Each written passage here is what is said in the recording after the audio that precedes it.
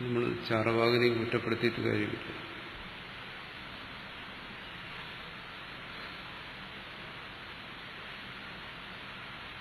ഈ വേദം പഠിച്ച ആൾക്കാരാണ് കർമ്മികളായി മാറിയത്, പൂർവമീമാംസകർ, കർമ്മകാണ്ഡികൾ. അവരെയും പറഞ്ഞിട്ട് കാര്യമില്ല.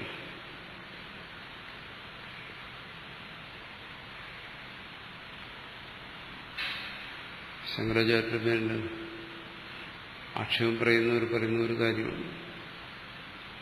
അത് ശരിയാണ് താനും.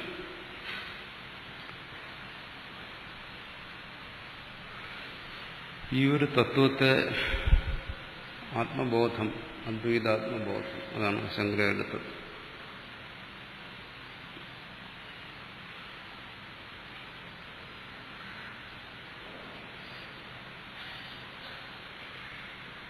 ശരിയായ രീതിയിൽ പറഞ്ഞു കഴിഞ്ഞാൽ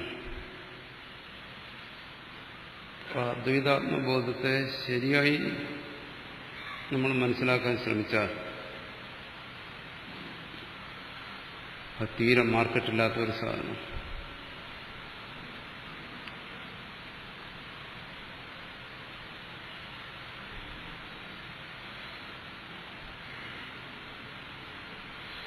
അതിൻ്റെ ഒരു ദോഷമാണ്.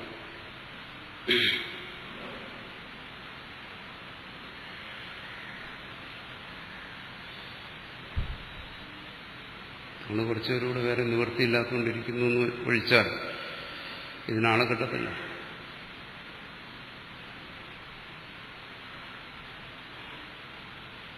ശുദ്ധമായ അദ്വൈതം പറഞ്ഞു പല കാരണങ്ങളും. ഒന്നത് ലളിതമാണ്, രണ്ടതിൽ യാതൊരു തരത്തിലുള്ള നിഗൂഢതകളുമില്ല, മൂന്ന് അത് അറിവില്ലായ്മയെ നശിപ്പിക്കുന്നു, ആത്മതത്വത്തെക്കുറിച്ചുള്ള സംശയങ്ങളെ ഇല്ലാതാക്കുന്നു.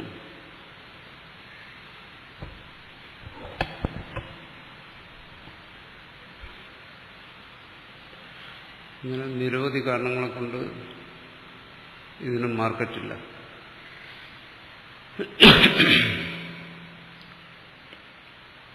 അനായാസമായി ഗ്രഹിക്കാവുന്ന ഒരു കാര്യത്തിന് ഒരിക്കലും വിപണി ഉണ്ടാകത്തില്ല.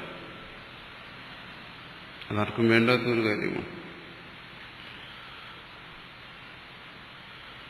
അതിന് മൂല്യം കണ്ടെത്താൻ കഴിയത്തില്ല. സർവത്ര സുലഭമായ ഒന്നിന് നമ്മൾ മൂല്യം കൽപ്പിക്കാറില്ല. അത് അസുലഭമാകുമ്പോൾ നമ്മളതിന് മൂല്യം കണ്ടെത്തും. സുലഭമായ ഏതായാലും ശരി,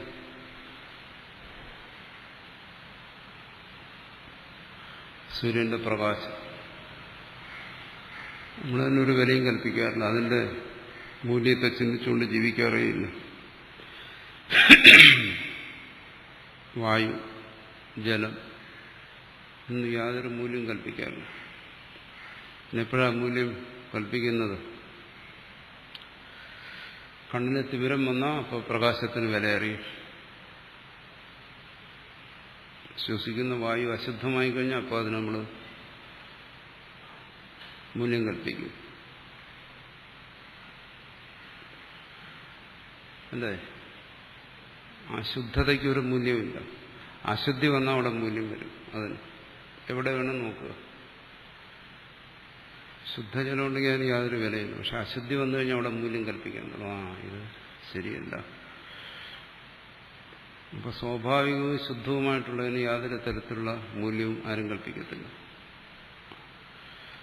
എപ്പോ അതിൽ അശുദ്ധി കടന്നു വരുന്നു എന്ന് പറഞ്ഞാൽ ഉടനെ അതിനെക്കുറിച്ച് നല്ല പ്രകാശമുള്ള പ്രകാശത്തിനെ കുറിച്ച് ചിന്തിക്കാറുണ്ട്. പക്ഷെ ആകാശമൊക്കെ മൂടിക്കെട്ടി കിടക്കണമെങ്കിൽ പറയും, അയ്യോ പ്രകാശം അതില്ലല്ലോ. അതുപോലെ തന്നെയാണ് ജ്ഞാനത്തിൻ്റെയും കാര്യം. അത് ശുദ്ധമായി പരിശുദ്ധമായി വെളിപ്പെടുത്തിയാൽ അത് മൂല്യമില്ലാതെ.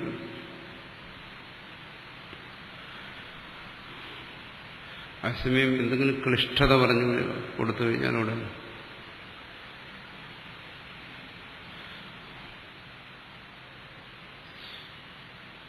മൂഢതയുടെ സ്വഭാവമാണ്.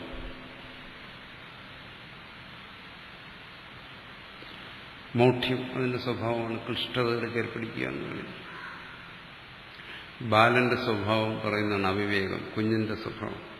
ഒരു കൊച്ചുകുട്ടി, അവന്റെ മുമ്പിൽ രണ്ടു വഴി കാണിച്ചു കൊടുക്കുക. ഒന്ന് അനായാസമായി ക്ലേശമൊന്നുമില്ലാതെ കയറിപ്പോകാമെന്നുള്ള ഒരു വഴി, ഉയർന്ന ഒരു സ്ഥലത്തേക്ക് കയറിപ്പോകണം. അതിനൊരു മര്യാദയ്ക്ക് പോകാനൊരു വഴിയുണ്ട്. ഇനി ഒരു വളഞ്ഞ വഴി കാണിച്ചു കൊടുക്കുക, ക്ലിഷ്ടമുള്ള ഒരു വഴി. അവൻ ആ വളഞ്ഞ വഴി പോകത്തുള്ളൂ. ചെല്ലേണ്ട ഒരു സ്ഥലമായിരിക്കും, പക്ഷെ അവനൊരു താല്പര്യം വരുന്നത് കുറച്ച് ക്ലേശിച്ച് പോകുന്നു. മൂഢതയുടെ എന്തുകൊണ്ട് അവൻ അവിവേകിയാണ്. അനായാസമായി അവിടെ എത്തിച്ചല്ല എന്നുള്ളതാണ്. അതുപോലെ ഇവിടെ നേരിട്ട് തത്വത്തെ വെളിപ്പെടുത്തിയാൽ അതിനെ സ്വീകരിക്കാൻ ആളെ കിട്ടത്തില്ല. അത് അനായാസമായതുകൊണ്ട് തന്നെ അതിൽ കുറച്ച് മാലിന്യം കൂടെ കൊടുത്തു കഴിഞ്ഞാൽ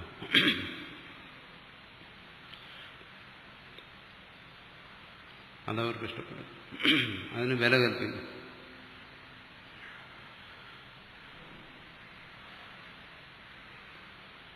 ഈ സർവവേദാന്തേഷു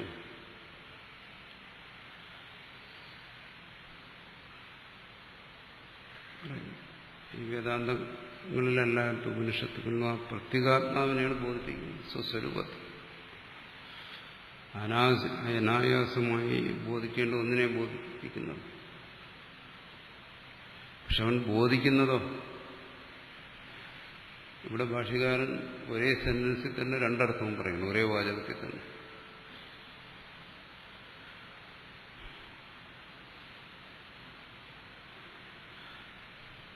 രണ്ടുപേരും ഒരു കാര്യം പറയുന്നു. പൂർവക്ഷിയും പറയുന്നു, സിദ്ധാന്തിയും പറയുന്നു. പൂർവക്ഷി പറയുന്നു സർവ വേദാന്തങ്ങളിലും ബോധിപ്പിക്കുന്നത് പ്രത്യേകാത്മാവിനെയാണ്.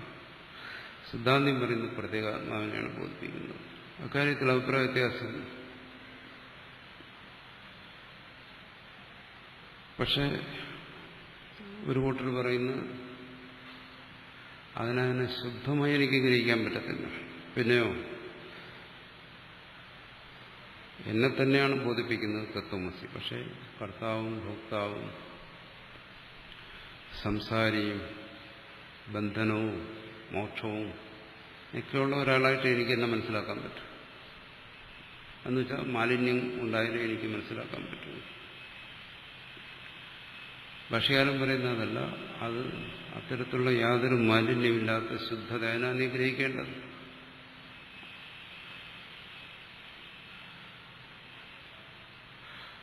പൂർവക്ഷി എന്താ പറയുന്നത്? അല്ല, ആ ശുദ്ധിയോടുകൂടി തന്നെ എനിക്ക് ഗ്രഹിക്കണം.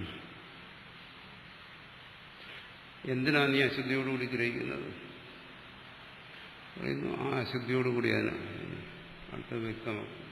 എന്നെ ഗ്രഹിച്ചിട്ട് പിന്നെ ഞാനിതിനെ ശുദ്ധിയാക്കും. പിന്നെ ഞാനിതിന്റെ ശുദ്ധിയെ കണ്ടുപിടിക്കും. ഇതാണ് ഒരു കൂട്ടർ പറയുന്നത്. ഭാഷ്യകാരൻ പറയുന്നതല്ല, നീ ശുദ്ധനാണ്, ഇനി അവിടെ ശുദ്ധിയാക്കേണ്ട കാര്യമൊന്നുമില്ല. നീ ശുദ്ധിയാക്കി എടുക്കേണ്ട ഒന്നല്ല, ശുദ്ധനാണ്. അശുദ്ധി എന്ന് പറഞ്ഞു കഴിഞ്ഞാൽ മൂഢതയ്ക്ക് അത് ഗ്രഹിക്കാൻ പറ്റത്തില്ല. അവന് വളഞ്ഞ വഴിയിൽ തന്നെ പോകണം. ആദ്യം തന്നെ അശുദ്ധനായി ഗ്രഹിക്കണം. പിന്നീട് തന്റെ അശുദ്ധിയെ മാറ്റാനുള്ള ഒരുപാട് പ്രവൃത്തികളുണ്ട്.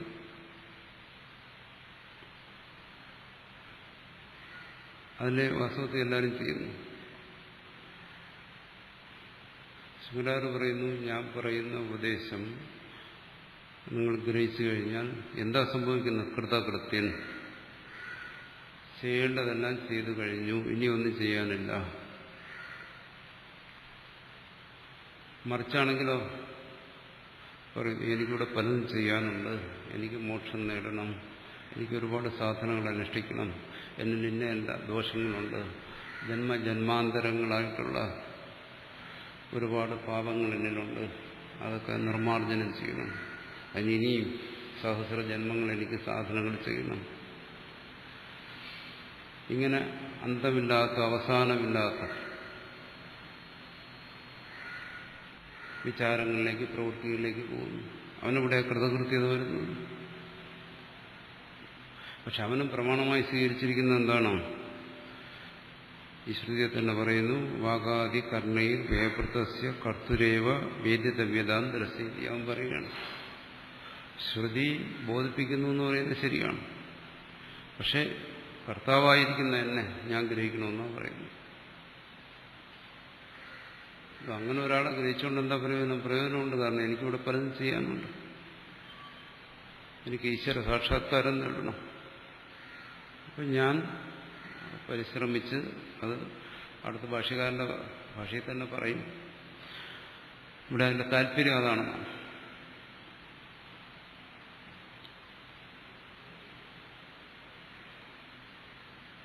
എനിക്കൊന്ന് ചെയ്യണം, ഞാൻ ചെയ്യുന്നവനാണെന്ന് ധരിച്ചു കഴിഞ്ഞാൽ, ഞാൻ പ്രവർത്തിക്കുന്നവനാണെന്ന് ധരിച്ചു കഴിഞ്ഞാൽ എനിക്കിവിടെ പ്രവർത്തിക്കേണ്ടതായിട്ട് പലതുമുണ്ട്. എന്തിനാ? ഈശ്വര സാക്ഷാത്കാരത്തിന് വേണ്ടി. അങ്ങനെ പലതുമുള്ളപ്പോൾ ശങ്കരാചാര്യർ പറയുന്നു, ആ കൃതകൃത്യത അതാണ് ഇതിന്റെ അടയാളം. ഈ ബോധം ഒരുവനിൽ വന്നാൽ അവന് സ്വയം അനുഭവിക്കുന്നത് ആ കൃതകൃത്യതയാണ്. കർത്തവ്യങ്ങളൊന്നും അവശേഷിക്കുന്നു. ഇവിടെ പറയുന്നതല്ല, കർത്തുരേവ വേദ്യതവ്യതാം ദർശി, കർത്താവാണ്. ഇതാണ് രണ്ടും തമ്മിലുള്ള വ്യത്യാസം.